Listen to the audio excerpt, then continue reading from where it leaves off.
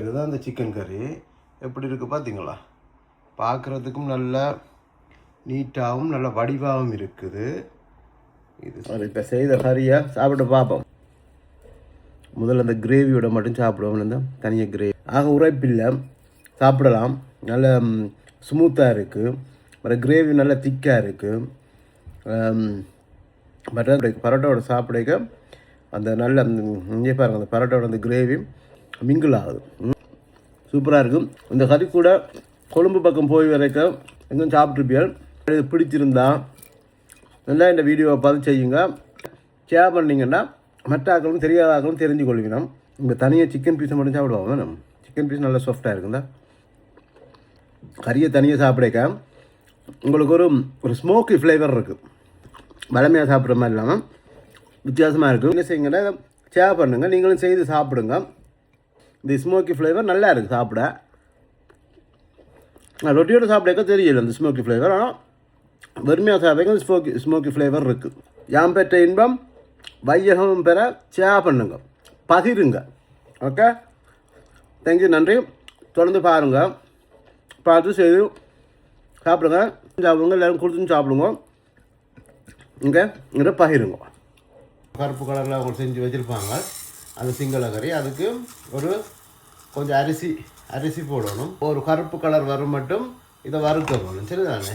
இந்தளவு கருவா, 4 ஏலக்காய், இவ்வளோத்தையும் 3 பல்லு கராம்பு போடுவோம்.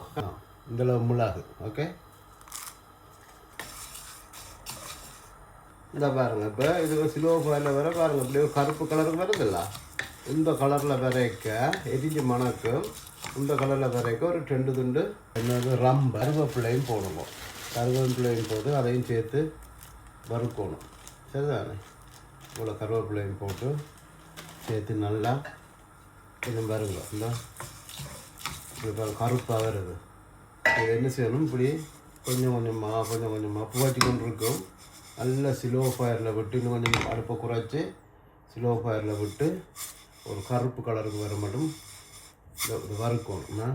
பாருங்கள், இந்த அரிசி இந்த அளவுக்கு வந்துருக்குன்னு பாருங்கள். இந்த கலருக்கு வரணும் அரிசியா.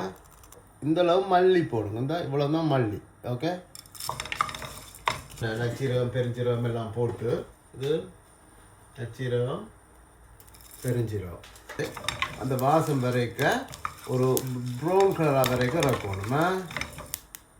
மல்லியும் சீரகம் போட இந்த ஒரு கலருக்கு வருதா, இந்த கலருக்கு வந்தோன்னா இதையும் என்ன செய்யணும், அந்த ரைஸோடு சேர்த்து அரைக்க போகிறோம். தேங்காய்ப்பு போடணும், தேங்காய்ப்பும் பருக்கணும். தேங்காய்ப்பு பாருங்கள், நல்ல ஃப்ரெஷ் தேங்காய்ப்பு ஃப்ரீசர்லேருந்து எடுத்து போடுறோம். தேங்காய்ப்புண்ட அளவு அரிசின்ற அளவு நீங்கள் தேங்காய்ப்பு போடுவோம். பாருங்கள், அந்த கலர் எப்படி வருதுன்னு கொஞ்சம் கூட கலருக்கு பிளாக்காக வருமா, கொஞ்சம் டார்க் ப்ரௌனாக வரும். அது வேறு மட்டும் கிண்டுக்கும். இது இவ்வளோத்தையும் போட்டு இடிப்பாங்க, உரலில் இடித்து தான் எடுப்பாங்க அந்த மசாலா.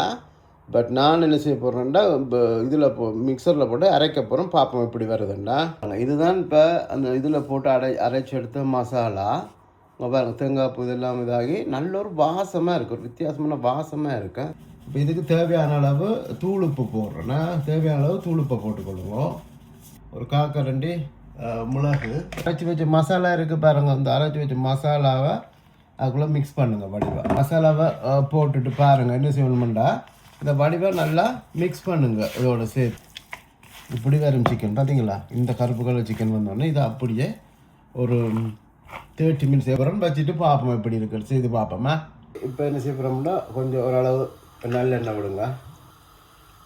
2 துண்டு ஏலக்காய், கருவா, கடுகு கொஞ்சம், பெருஞ்சீரகம் கொஞ்சம், நச்சீரகம் கொஞ்சம், கருஞ்சீரகம் கொஞ்சம், உள்ளியும் இஞ்சியும் குத்தி வச்சதை போடுங்க. இப்போ அந்த உள்ளியும் இதுவும் எண்ணெயில் அப்படியே வதங்கி ஒரு வாசம் ஒன்று வரும். பச்சை மிளகாயும் ஒரு ஒளி, வெங்காயம் இந்த கண்ணாடி பதத்துக்கு வதங்கினோன்னா கறி பவுடரை போடுங்க. நோம்பலாக செய்கிற கறித்தூள் போட்டு இதை என்ன செய்யணும், இது கொஞ்சம் கறித்தூள் கொஞ்சம் என்ன சொல்ல ரோஸ்ட் ஆகணும். தூளை போட்டு வறுத்தோடனே இப்படி இந்த பதத்துக்கு வரும். வெங்காயம் எல்லாம் போட்டு இந்த பதத்துக்கு வந்தோம்னா அடுப்பை கொஞ்சம் நல்லா ஸ்லோவெலாம் விடுங்க. மிக்ஸ் பண்ணி வச்ச சிக்கன் இருக்குது, இந்த சிக்கனை இதுக்குள்ளே போடுங்க.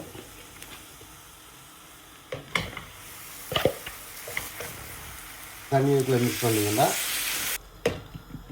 மூடி ஒரு 10 நிமிஷம் அப்படியே விட்டுட்டு பார்ப்போம் எப்படி இருக்குண்டா.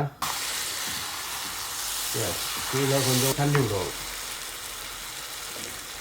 சோப்பில் போட்டு அப்படியே மூடி விடுங்க. திருப்பி ஒரு 10 நிமிஷத்துக்கு அவியட்டு. இப்போ பாருங்கள், இந்த 10 நிமிஷம் அவிய விட்டுட்டு இப்போ பார்ப்போம் எப்படி இருக்குங்க. இந்த பதத்துக்கு வந்தோடனே பாருங்கள், இப்போ இருக்கிற பதம் வந்துடுது. இந்த கிரேவி வந்து இப்படி இந்த பதத்தில் இருக்கும். இங்கே பாருங்க, 2 இந்த கிரேவி சிக்கனோட அப்படிங்க சிக்கனோட கருப்பு கடலை இருக்குது. டேஸ்ட் வந்து நல்ல டேஸ்ட்டாக இருக்குது. இந்த பதத்துக்கு வந்தோடனே ஒரு பாதி தேசி புளியை புளிஞ்சு விடுங்க.